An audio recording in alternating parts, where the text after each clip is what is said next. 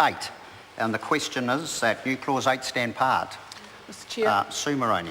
Mr Chair, I just wish to make probably a quite brief contribution on Clause 8. Clause 8 is the clause that comes about because since we've been debating 26 weeks paid parental leave, guess what's happened? The government decided to pass its own legislation in 2014. It is a coincidence, a strange coincidence, but actually the victory that this bill has actually had, this brave little bill as I call it, forced the government into extending paid parental leave to 16 weeks from the 1st of April, I think, next year, and 18 weeks from the 1st of April the following year in 2016. So we have had a victory. It might not feel like it today because all those parents who were so desperately needing the ability to have 26 weeks in those set of circumstances that we've talked about during the course of this debate won't be having that thanks to the National Party voting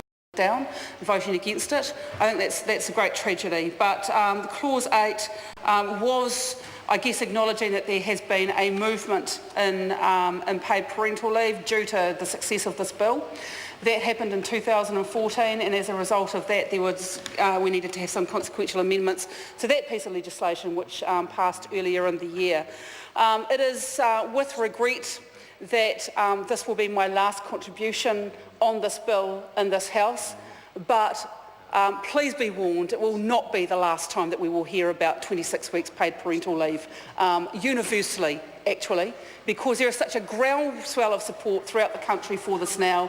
The government is not going to get away with burying its head in the sand and pretending they have done what is needed for the future of the country, because they simply have not. I look forward, and I want to take this opportunity to thank all of those parties who have had the foresight to support the bill in its various stages up until this point.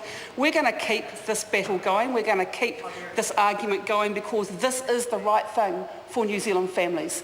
This is the thing that really does deliver the brighter future for New Zealand. This is the investment that would make a difference, and yet the very government that campaigned on delivering a brighter future is the government that is stopping it from happening. Thank you to the Green Party, thank you to New Zealand First, thank you to Mana when we had Mana here voting for it as well, thank you to United Future, who have I missed, thank you to the Māori Party, and particularly thank you to my Labour colleagues who had the courage to know that this was the right time.